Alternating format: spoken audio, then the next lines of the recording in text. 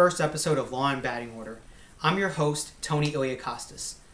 Law and Batting Order is a show designed to discuss legal developments in the world of sports.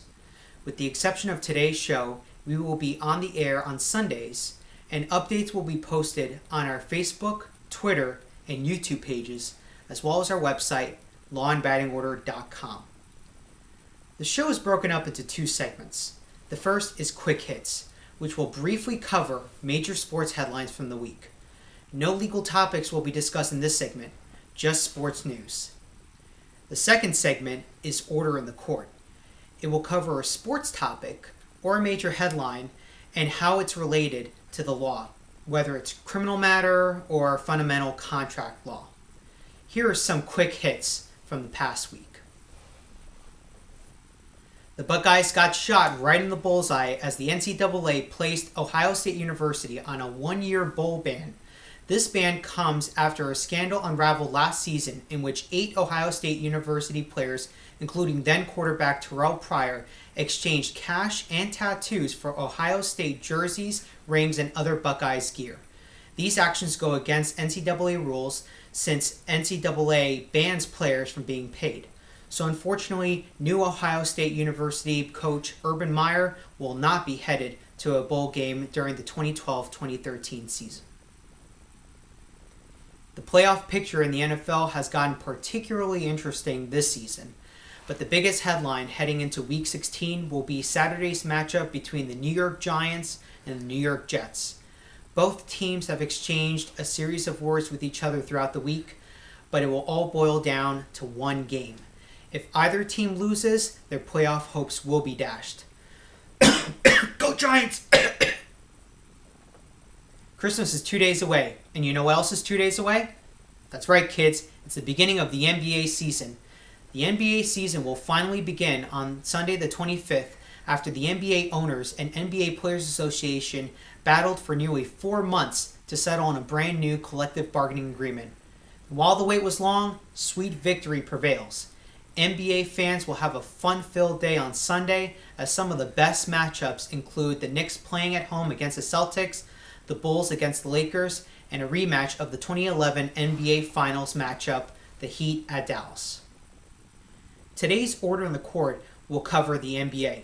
As I mentioned in Quick Hits, the abridged NBA season will start on Christmas Day.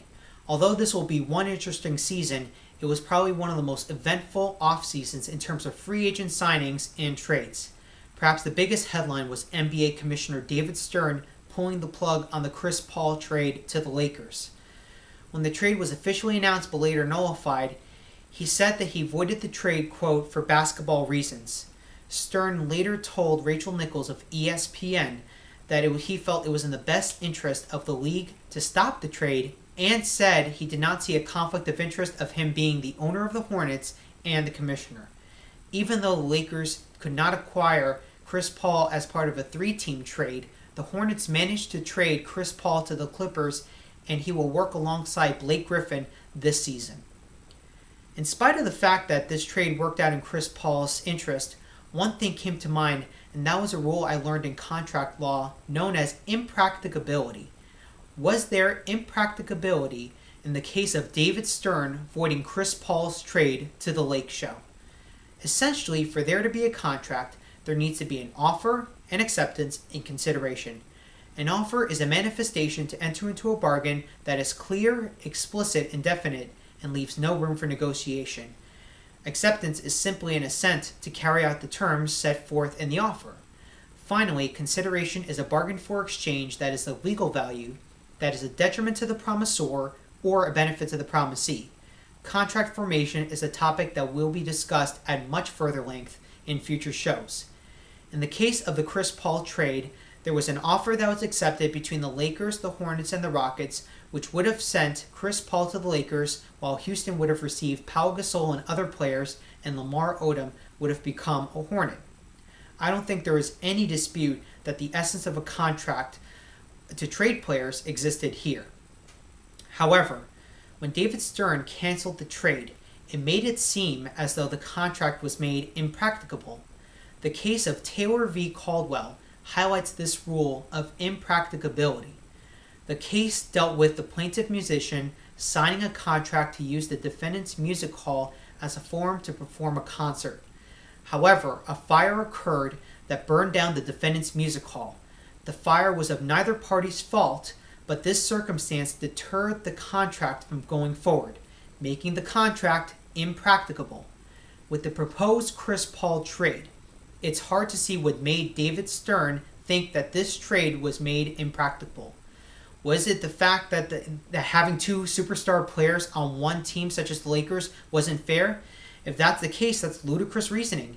You have Amari in New York with Carmelo, you have Bosh, Wade, and LeBron in Miami, and who could forget the original Big Three in Boston? Was it the New Orleans and Houston weren't getting good players in return? Probably. After all, Lamar Odom is a good player, but he's really nothing to write home about. And while Pau Gasol is a great player, he too is a big question mark when it comes to performance. Either way, it's a real toss-up as to the real reason why David Stern vetoed this trade. In terms of contract law, however, this smells like a case of impracticability. That's the show. Leave all your comments down below, and be sure to visit Law and Batting Order on our Twitter and Facebook pages, and spread the word.